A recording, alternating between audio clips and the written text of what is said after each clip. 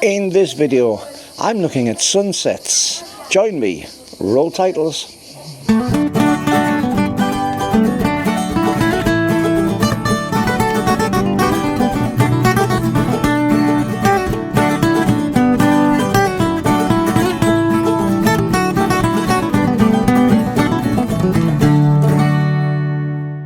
Well, hi YouTube, Brian James, I'm M43 guy with you once again. And before I start this video, a huge, massive thank you to everybody who wished me well wishes after I had my Bell's palsy. I'm still suffering a little bit from it, but compared to what it was, I'm a different person. I've been very lucky. It wasn't particularly an aggressive one. It was quite mild, and I've managed to get over it quite quickly.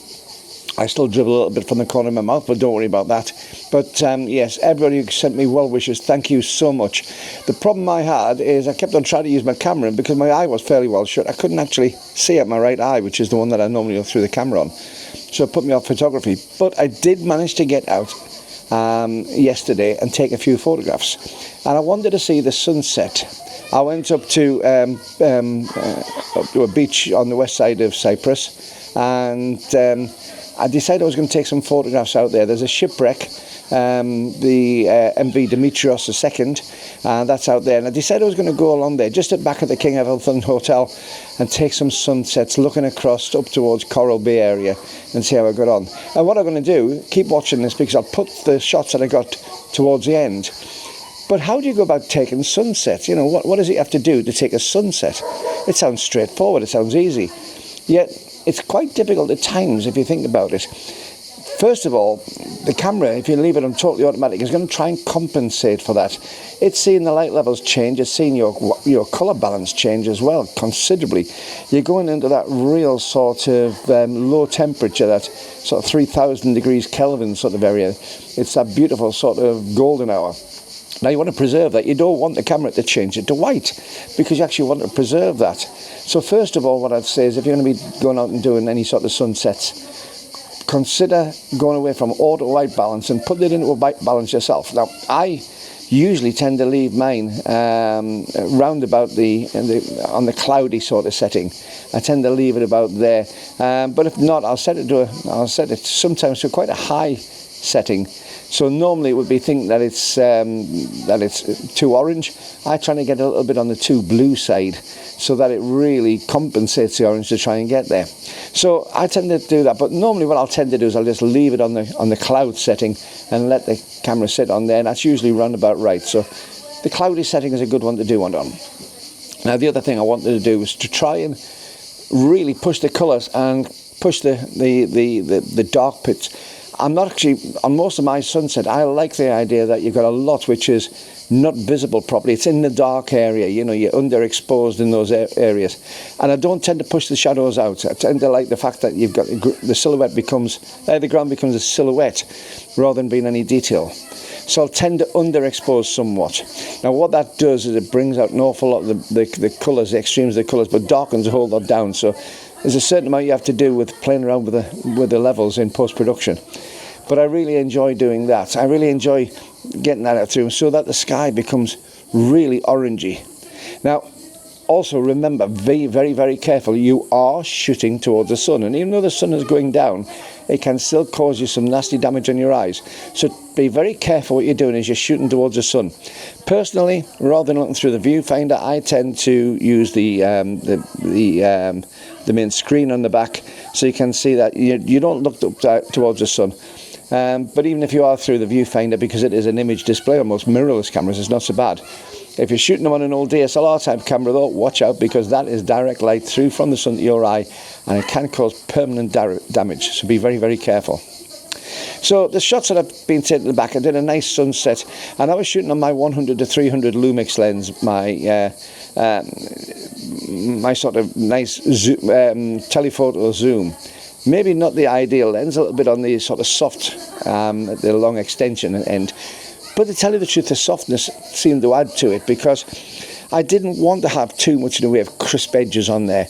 I wanted the sun to nicely become sort of easing into the sky itself. You know, as the sky comes on, I didn't want that hard edge on the sun. I wanted the sun to almost burn its way into the sky.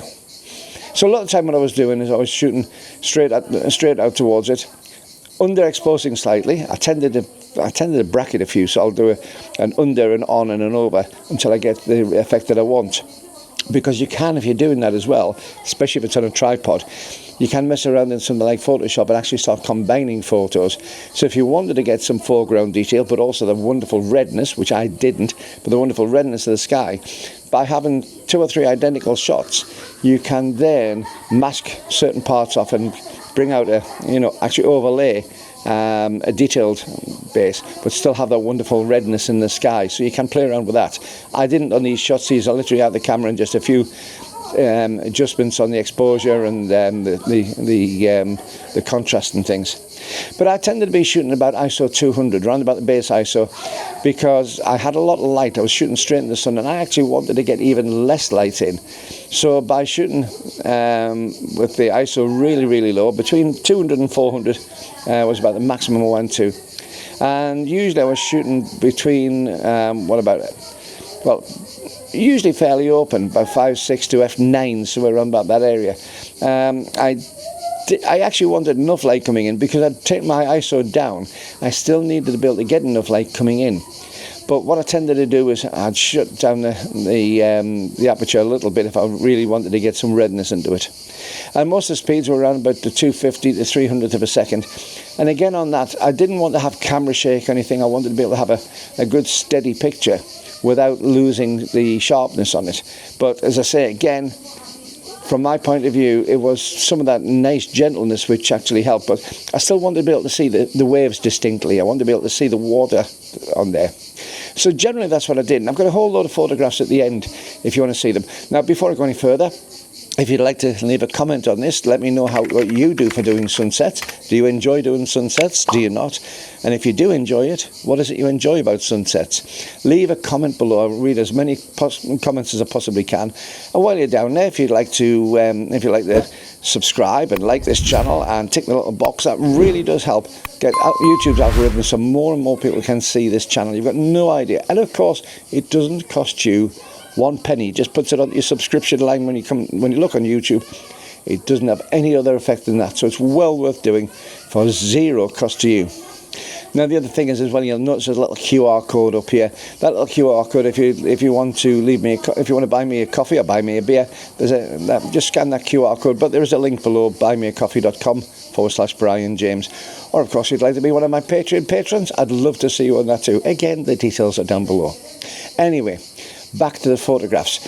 As I say, I'm going to let you see a whole load of those photographs at the end that I took.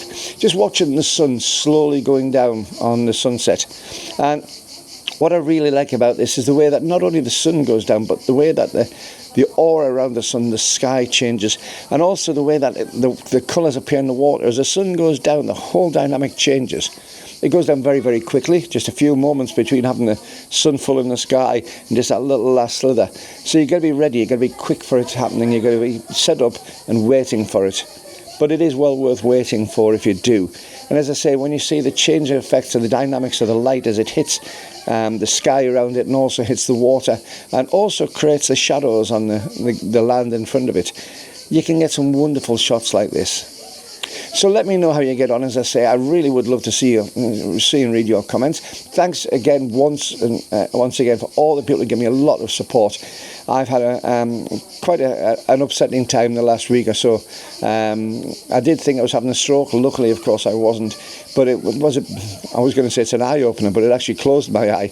It's been a bit of an eye opener as to what Bell's palsy actually is. So if you are a sufferer of Bell's palsy, then you have my deepest sympathy. It's quite a scary thing. But until the next time, this is Brian James saying, keep on taking your camera, keep on fotographing, and keep on watching to see my photographs. Bye bye.